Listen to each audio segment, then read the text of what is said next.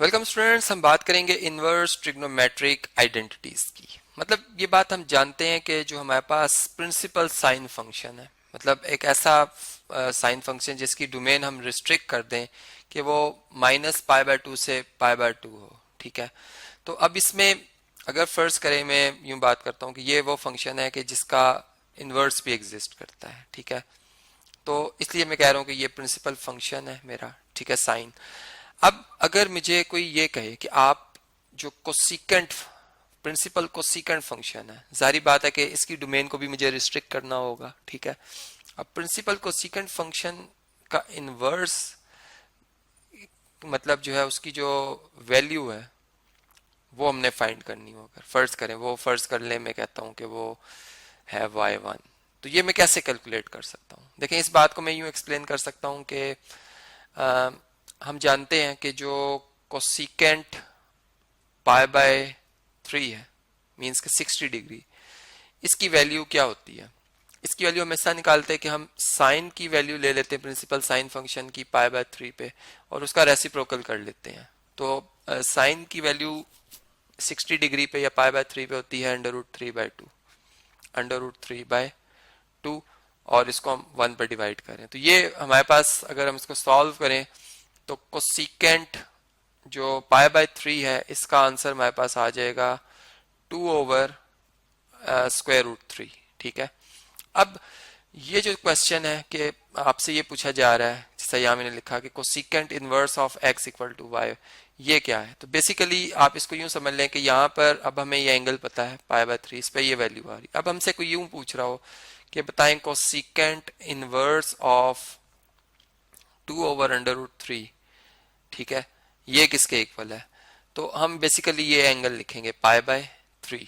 ठीक है जी, π/3। तो ये आप समझ लें कि ये y1 जो है वो π/3 है। अगर इस क्वेश्चन को, इसमें x अगर मतलब ये x जो है, सॉरी, ये 2/√3 होता तो ये आपका जवाब है। ठीक है, अब देखें, इसमें जो मैं बात आपको समझाने जा रहा हूँ, मैं जो रिलेशन डिराइव करने जा रहा हूँ वो ये कि कैलकुलेटर से हम कोसिकेंट इनवर्स ऑफ कोई भी मतलब एंगल है, जैसे कोई, अगर एक जनरल में कोसिकेंट फंक्शन की बात करूं तो मैं नहीं निकाल सकता, या मेरे लिए बड़ा मुश्किल होगा। उसमें बटन मौजूद भी नहीं होता। अगर हम कैलकुलेटर देखें तो देखें कोसिकेंट का यहाँ पर बटन नहीं है, साइन का है, कोसाइन का है, टेंजेंट का है। ठीक है, तो हम एक रिलेशन ड्राइव करने जा रहे हैं जिसमें हम साइन जो हमारा जो फंक्शन है, अब मैं एक जनरल बात कर रहा हूँ, साइन जो फंक्शन है उसकी वैल्यू अगर हम उसी एंगल के रेसिप्रोकल एंगल, मतलब उसका मल्टीप्लिकेटिव जो इनवर्स एंगल है उस पर ले लें तो हमें वही आंसर मिलेगा जो कि कोसिकेंट इनवर्स ऑफ एक्स का, मतलब वही एंगल मिलेगा। ठीक है, मींस के ये जो जवाब है, ठीक है, और इसमें जो एक्स है ये जीरो नहीं होगा, क्योंकि जीरो का आप जानते हैं मल्टीप्लिकेटिव इनवर्स एग्जिस्ट नहीं करता। ठीक है, अब चलें इस बात को मैं जरा एक्सप्लेन करता हूं कि कैसे। चलें हम साइन इनवर्स ऑफ, या चलें मैं अभी अभी जो मैंने क्वेश्चन सॉल्व किया था आपके लिए, ठीक है, ये जो कोसिकेंट है इसी को मैं कॉपी कर लेता हूँ, यहाँ पे हम इसकी बात कर लेते हैं। ठीक है, इसका तो जवाब हमें पता है। अब अगर मैं यहाँ पे देखें क्या लिखा हुआ है, 2/√3। ठीक है, मैं साइन इनवर्स ऑफ √3/2 ले लूँ, अगर √3/2 तो मेरा क्या जवाब आएगा? ठीक है, मैं डिग्रीज में आंसर लाऊंगा, फिर डिग्रीज को मैं रेडियन में कन्वर्ट कर दूंगा। देखें कैलकुलेटर मुझे इसका बड़ा आसानी से जवाब दे सकता है कि मैं 3 का स्क्वायर रूट लूंगा, √3। ठीक है, इसको डिवाइड करूंगा 2 से, यह आ जाएगा जवाब। अब मैं इसका इनवर्स लूंगा, ये इनवर्स का बटन है। ठीक है, और ये रेडियंस में, इसको डिग्री में कन्वर्ट, में डिग्री में जवाब चाहता हूँ। अब साइन इनवर्स, ये साइन है, ये कॉस है, तो हम साइन की बात कर रहे हैं। देखें 60 डिग्री, π/3 आ जाएगा। और इन दोनों को अगर हम कंपेयर करें 1 और 2 को, तो हमारा ये रिजल्ट बन जाएगा कि जो कि हम कहना चाह रहे हैं कि कोसिकेंट इनवर्स ऑफ 2/√3 या साइन इनवर्स ऑफ 2/√3, सॉरी √3/2 ये दोनों एक जैसे जवाब दे रहे हैं। तो ये एक नंबर से हमने इसको समझा। अब इस बात को मैं एक थ्योरम के जरिए, लॉजिकल रीजनिंग के जरिए प्रूव कर देता हूँ। ठीक है, चलें इसके प्रूफ के ऊपर अब हम बात करते हैं।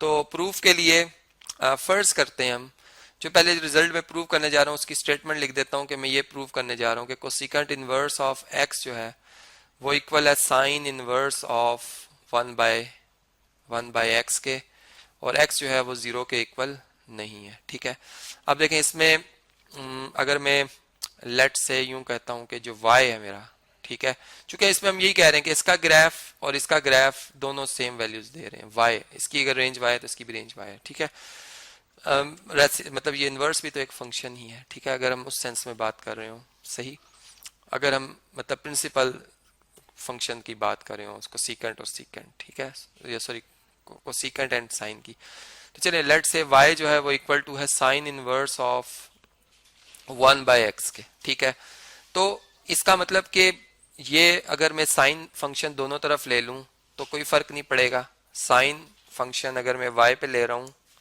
तो y किसके इक्वल है, y इक्वल है sine inverse of 1 by x के, तो यहाँ पर sine inverse of 1 by x आ जाएगा। ठीक है, और इससे नेक्स्ट अगर हम इसे सॉल्व करें तो देखें साइन साइन से कैंसिल हो जाएगा और हमारे पास क्या आ जाएगा 1 बाय एक्स, तो साइन ऑफ y जो है वो किसके इक्वल आ जाएगा, वो 1 बाय एक्स के इक्वल आ जाएगा। ठीक है, प्रोवाइडेड कि x जो है वो 0 के इक्वल नहीं है, ये मैं आपको ऑलरेडी बता चुका हूँ क्योंकि 1/0 अनडिफाइंड है।